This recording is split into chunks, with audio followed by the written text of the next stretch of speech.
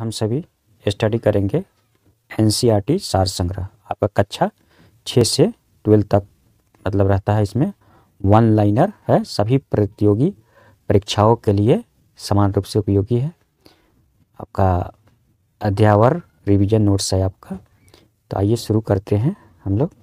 Book में आपका सबसे पहले दिया है भारतीय राज्य व्यवस्था यानी कि इंडियन पॉलिटी, भारत का संवैधानिक विकास यानी कि कॉन्स्टिट्यूशनल डेवलपमेंट ऑफ इंडिया।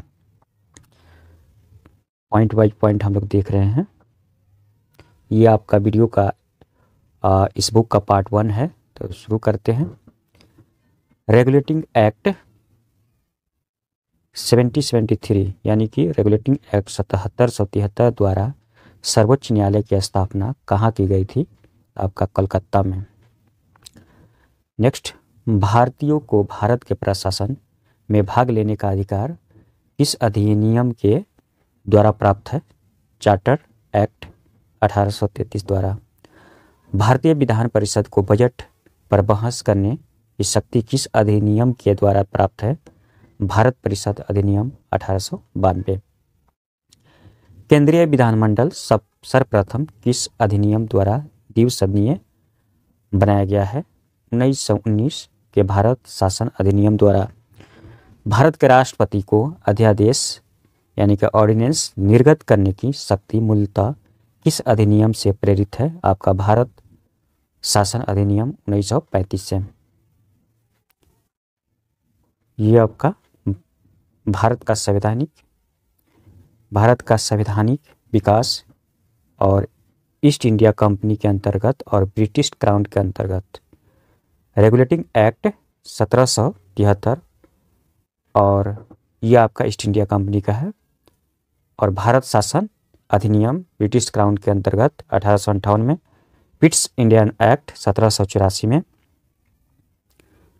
और इस तरह हम लोग देखते हैं जिस तरह सीरीज वाइज दिया है। सबसे पहले ईस्ट इंडिया कंपनी के बारे में, regulating act 1773, Pitt's India act 1784, charter act 1793, charter act 1813 और चार्टर एक्ट 1833, चार्टर एक्ट 1853।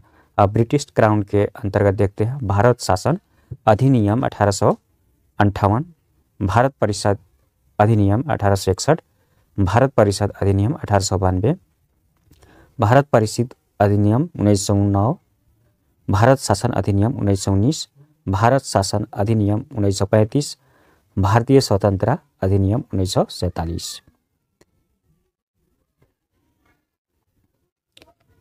केंद्र में द्वैध शासन व्यवस्था यानी डायरेक्टरी सिस्टम किस अधिनियम के द्वारा लागू की गई थी?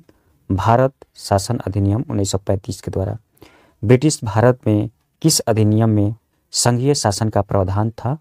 भारत शासन अधिनियम 1935 के द्वारा। अब हम लोग देखते हैं नेक्स्ट, अखिल भारतीय संघ स्थापित करने का प्रावधान किस अधिनियम में किया गया था? भारत शासन अधिनियम 1935। भारत के संविधान में केंद्र और राज्य के मध्य किया गया शक्तियों का विभाजन भारत सरकार अधिनियम 1935 पर आधारित है। एक निर्वाचित संविधान सभा द्वारा भारत के संविधान का निर्माण करने का प्रस्ताव किसके द्वारा दिया गया था? क्रिप्स मिशन द्वारा।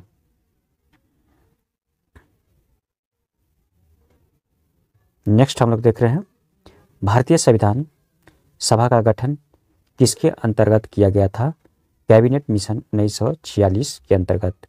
कैबिनेट मिशन द्वारा प्रस्तुत योजना के अनुसार संविधान सभा में प्रांतों से प्रतिनिधियों का निर्वाचन किस अनुपात में किया गया था? 10 लाख की जनसंख्या पर एक सदस्य।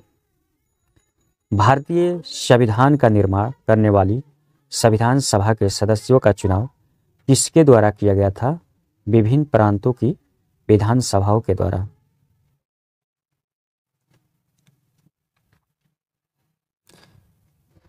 यह आपका आंतरिक सरकार वर्ष 1946 का विवरण है। सदस्य आपका धारित विभाग। जवाहरलाल नेहरू क्या थे? राष्ट्रमंडल संबंध तथा विदेशी मामले। सरदार वल्लभ भाई पटेल गृह सूचना एवं प्रसारण, डॉक्टर राजेंद्र प्रसाद खाद्य एवं कृषि, जान माथाई उद्योग एवं नागरिक आपूर्ति, जगजीवन राम श्रम, सरदार बलदेव सिंह रक्षा, लियाकत अली खान वित्त और सी राजा गोपालचारी शिक्षा एवं कला। भारत शासन अधिनियम 1919 की समीक्षा करने के लिए वर्ष 1927 में साइमन कमीशन का गठन किया गया था। अब हम लोग नेक्स्ट पॉइंट देखते हैं।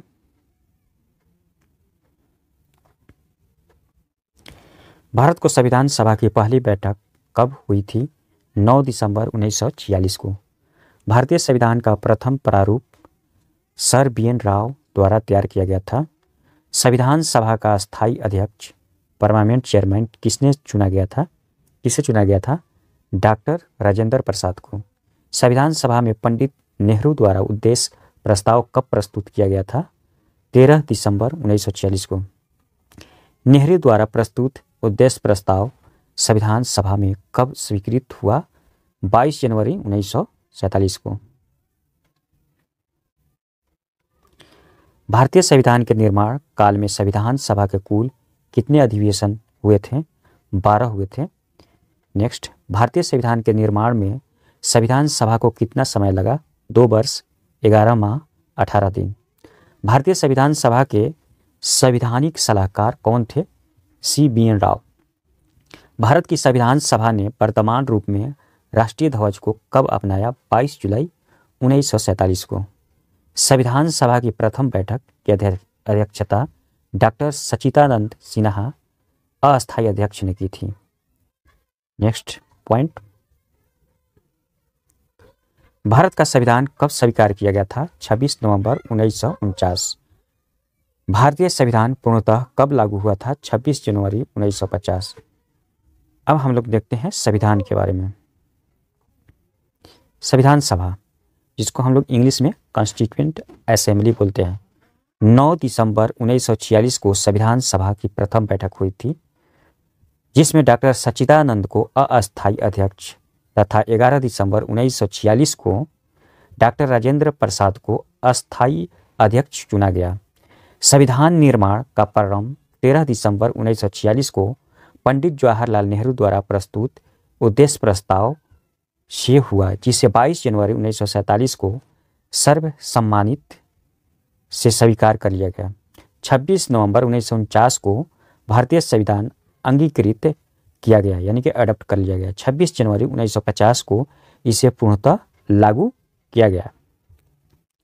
नेक्स्ट पॉइंट देखते हैं।